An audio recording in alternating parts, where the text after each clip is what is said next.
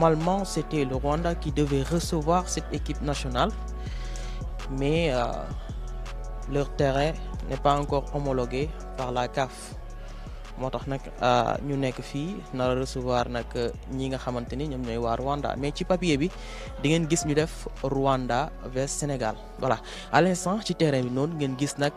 ñu def ñetti groupe yoo xamante ni ñoom dañuy taxaw di jongale loolu nag dafay andi benn séance bi nga xamante ni dina xaw a yee am yenn technicité yi nga xamante ni dañ ko def donc au rond central junior boo ko mënee jël rek voilà coach bi nag sifflé na au rond central donc tout le monde ñëpp war a dem ci rond central bi en attendant nag ñoom établir nañ ay atelier ni ngeen koy gisee noonu ci terrain bi ñu daal di def ay atelier donc le coach Aliou Cissé entouré de son staff technique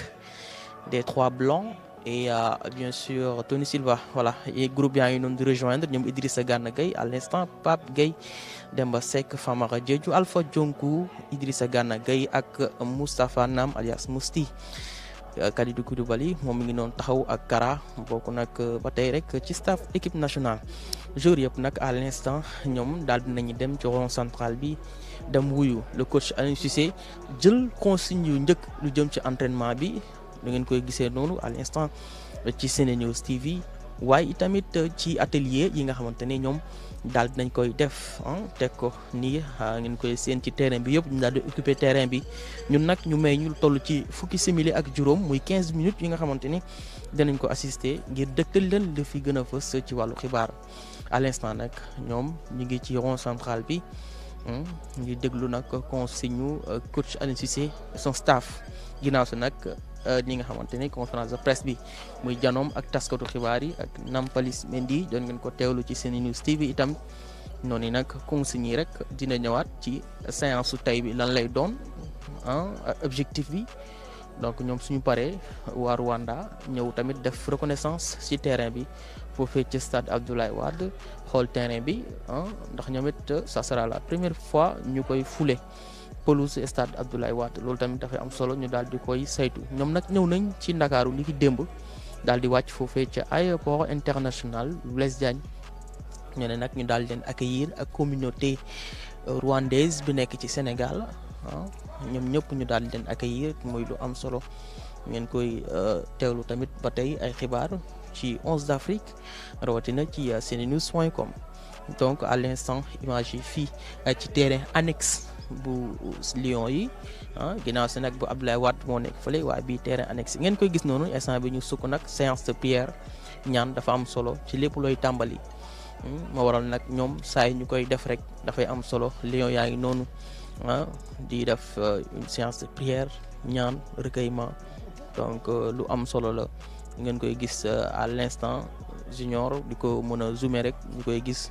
ci wàllu séance de prière boobu laata ñuy tàmbali séance su tey bi muy dernier galop avant d'affronter les Rwandais de demain donc dafa am solo lool séance de prière boobu ngeen koy gis en attendant donc jot nañu consigne tey xam naa bu ñu paree rek ñoom dañuy tas bu ñu tasee nag ku nekk dem ñu daal di tas groupe yi voilà mi ngi noonu sax Sadio Mané bokk ci njëkk a jóg ak Nampalys Fodé Ballo daal di sekk waxtaan ak Keita Baldé donc muy li fi am tey fii muy nag le groupe vit bien le groupe vit bien il y a une parfaite entente entre les joueurs donc Cheikh Kouyaté di noonu di wax ak Demba Seck muy wane rek anciens yi dañuy accueillir bu baax a baax les nouvelles pépites ndax loolu itamit mooy tax groupe bi di dund mais bu fekkee ndaw ñi ñu bees dañoo ñëw ñu daal di leen xatal rek du ñu mën a ubbeeku donc on l'a vu avec Iliman Ndiaye dès que mu dugg ci match bi rek récemment dafa def lu am solo ci entrée donte ne ay minutes ndaw la donc lu ñuy njëkk def rek mooy ñoom dañuy daw def benn séance de course bi nag entraîneur physique bi moo koy jiite ñëpp daal di ci topp bu fekkee nag am na ñuy def conduite de balle comme ni ñu koy gisee ak Kalidou Koulibaly ak ki nga xamante ne ba tey mooy Pape Abdou Cissé moom saa yi ñu def rek séance de course yi dañuy gis ne mooy jiitu ci kanam yor bal bi di ko dawal moom Pape Abdou Cissé donc ànd ak coach bi yor wàllu physique bi ci équipe nationale donc rek dañuy def course bu ndaw voilà joueurs yi di ko def fii ci terrain annexe bi ni ñu koy gisee noonu à l'instant ci Senenews TV sous l'observation minutieuse de Aliou Cissé et ses adjoints wala itamit ñi nga xamante ni ñoom la àndal ci équipe nationale bi course bi di wëy Sadio Mané di wax ak supporter boobee nga xamante ne gendarme bi da koo jàpp muy nag li nga xamante ni voilà muy image yi ñu leen di commenter en direct gendarme bi bëgg nag Sadio Mané bëgg ñu bàyyi voilà Sadio Mané daa bëgg ñu bàyyi ndaw ñi nga xamante ne ñëw seetaan si ñu ñëw dugg ci stade bi Sadio Mané loolu lay sàkku à l'instant ci wetu Aliou Cissé loolu nag la bëgg dama xamoon nag ndax dañ ko may parce que jàpp na ni moom Sadio Mané c'est pas une séance bi nga xamante ne mën nañ privé le public mën a ñëw seetaan waaw moo waral nag kew ñu jàpp ko ngir rek ñu bàyyi ko waaye loolu teewul entraînement baa ngi wëy voilà mu ngi noonu nag ci lu am solo Moustapha Naam ànd ak ki nga xamante ne moom mooy Limane Ndiaye def conduite de balle di ko gis teg ba tey balaa Bamba Dieng à l'instant moom it muy entraîné wu toujours à l'écart parce que rek mooy day entraîné wu à l'écart toujours moom Bamba Dieng waaw quelques papans nag de santé mais comme ni nga ko gisee moom saa su ne moom Bamba Dieng day ànd ak El Hadji Diouf ñu daal di def seen course waaye tamit di daw ndànk ginnaaw si nag bi nga xamante ni ñëw na rejoindre équipe nationale il était absent de la liste comme ni ngeen ko gisee woon voilà ñu ngi dellu nag ci équipe nationale ci atelier yi nga xamante ne ñoom Aliou Cissé daal ci ne koy teg ànd ko staff technique bi ci loolu nag ñoom la ñuy jublu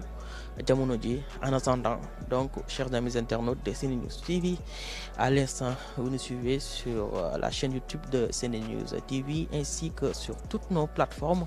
et actuellement l'équipe nationale du Sénégal est en train d'effectuer le dernier galop d'entraînement avant bien sûr de jouer la deuxième journée de cette phase qualificative donc de la Coupe d'Afrique édition 2023 qui va se dérouler en Côte d'Ivoire ni ngeen ko gisee noonu nag ginnaaw ci course bu ndaw bi dañuy ñëw nag def ay quelques séances d'étirement élévation des genoux ak yeneen yu ci topp yëpp avec l'ensemble du groupe ngir rek ñu mën a wéyal liggéey bi waaye di fàttali ni rek ni match bi xëy na enjeu bi am na solo waaw ndax boo ko gañee rek di nga daal di féete ci première place bi waaye tamit ci wàllu but yi goal average dina am solo lool noonu nag moo waral Aliou Cissé dégg ngeen ko sànq ci conférence de presse mu daal di ci addu wax ni ñoom du ñu mën a gum jox sax bilan waaye dinañ wéyandi ak ni nga xamante ni mooy ci match yi nar a am ci kanam wax na ni tamit ni ñaari match yi le dina am solo lool ngir waajal mondial bi Bamba Dieng mu ngi noonu ak El Hadji Ousseynou Diouf muy ànd ak moom nag comme ni ngeen koy gisee noonu à l'instant ci image yi moom Bamba Dieng gis nañ ni bi commencé entraînement ba tey dafay ànd ak El Hadji Diouf muy def entraînement à l'écart ndax quelques soucis de santé yi nga xamante ne am na ko du lu graaw mais xam naa ni dañ koy rek bëgg préserver ndax ci match bi sax gis ngeen ko contre Bénin mi ngi woon ci kaw tribune bi ànd kook ñoom Alpha Dionkou et consort voilà ñu ngi wéyandi ba tey ci entraînement Lions yi que Edouard Mendy mu jiitu moom góolu Chelsea bi topp ci Pape Gueye Salou Ciss Habib Diallo Pape Matar Sarr moom tamit qui a fourni beaucoup d'efforts ci match bi passé contre Bénin loolu tamit am na solo lool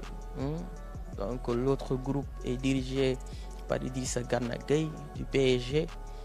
Keita Baldé de l'autre côté aussi ak le capitaine napolitain Kalidou Koulibaly mu ànd ak Keita Baldé Diao Pape Abdou Cissé donc mun naa wax ni le groupe est au complet sauf l'absence de Bamba Dieng mi ngi noonu nag ngeen koy suivre à l'instant ci Senenews TV yi tamit gis ngeen Seny Dieng moom it di góolu foofee ci Angleterre jamono ji tamit rejoindre na groupe bi au complet ñoom nag fii ci terrain annexe bi ñoom ñu ngi entraîné wu donc xam naa seen hôtel mu ngi ci kanam noonu tuuti moo waral nag bu ñu génnee rek dañuy daal di xuus ndànk rek daal di dugg du yàgg waaw ñun nag instant bi ñu ngi fii ci 15 premières minutes yu ñu may ñu teewlu séance bi buñ ci noppee rek mën a jàllaat xëy na ci waa Rwanda yi nar a ñëw ci kanam tuuti ci stade Abdoulaye Wade waaye lu tamit di ngeen ko mën a am ci leeral ci yeneen yi live rawatina suba ci match bi incha allah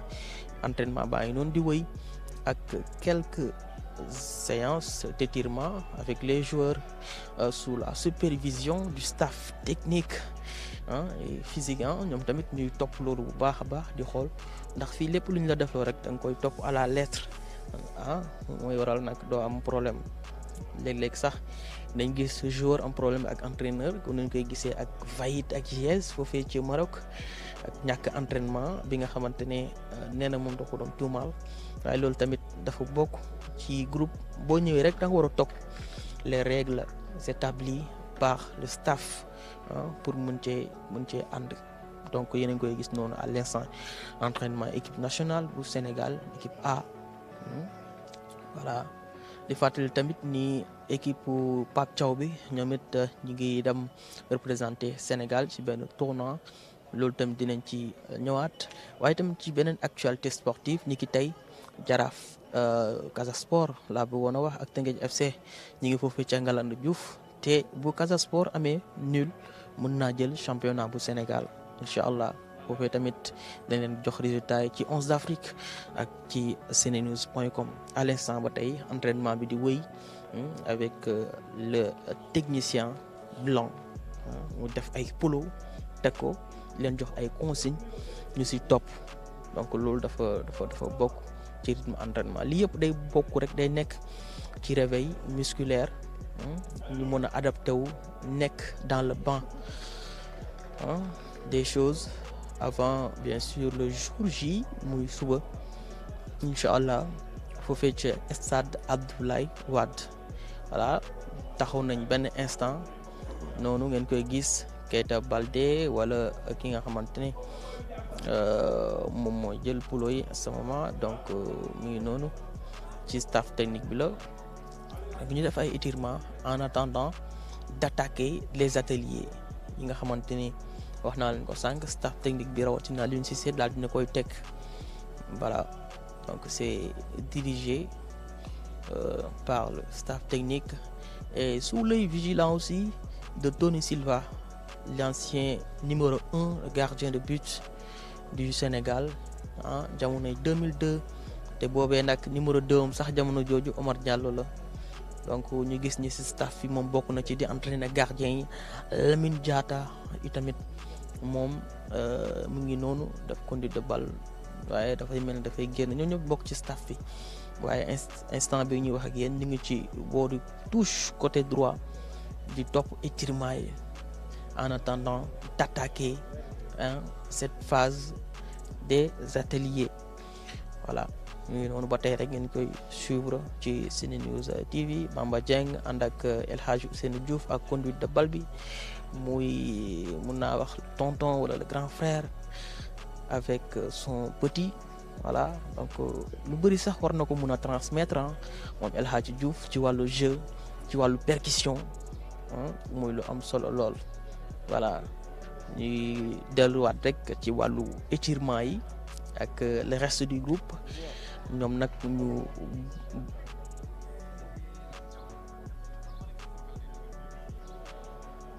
muy li nga xamante ne nag yéen a ngi koy suivre en ce moment voilà daal dinañu tas nag léegi dañuy dellu ñoom ci atelier yi comme koy gisee ci terrain bi ñu daal di occuper benn partie ci terrain bi ci première partie bi sax laay wax léegi nag dañuy suivre consigne bi topp atelier yi buñ ci noppee noonu nag xam naa ñun waa presse sax dañuy libéré ndax tey ci noonu rek lañ ñu may ñu mën a topp lii nga xamante ne mooy Lions yi waaw ñoo teel a ànd ak sport xam naa choix wu coach bi la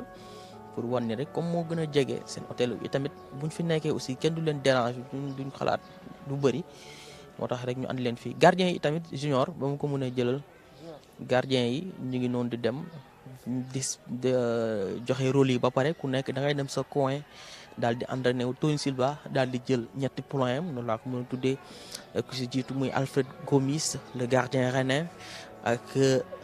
ki nga xamante ne mooy Seny Dieng de Queen Park ak ki nga xamante ni itamit moom mooy Edouard Mendy coach Chelsea góolu Chelsea plutôt voilà El Hadj Diouf di noonu ngeen koy gis ci terrain bi. léegi nag junior gars yi ñi ngi établir atelier yi nga xamante ne ñoom war nañ ko def ñu def ay groupe de 4 ngeen koy gis noonu ay groupe de 4 ngir mën a songu atelier yi sous la supervision encore une fois de Aliou Cissé moom mi nekk coach bi ànd ak son adjoint ñu nar a nag amal entraînement yi fii ci terrain annexe bu équipe nationale du Sénégal muy terrain bi nga xamante nag defar bi daanaka ay finition rek ñoo ci des mais ñoom mën nañ ci entraîner gum donc top départ bi ñoom la ñuy xaar à travers le staff technique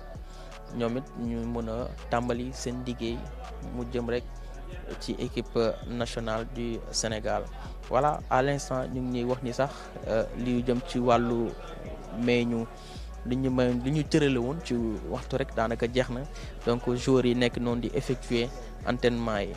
voilà ñu koy gisee noonu.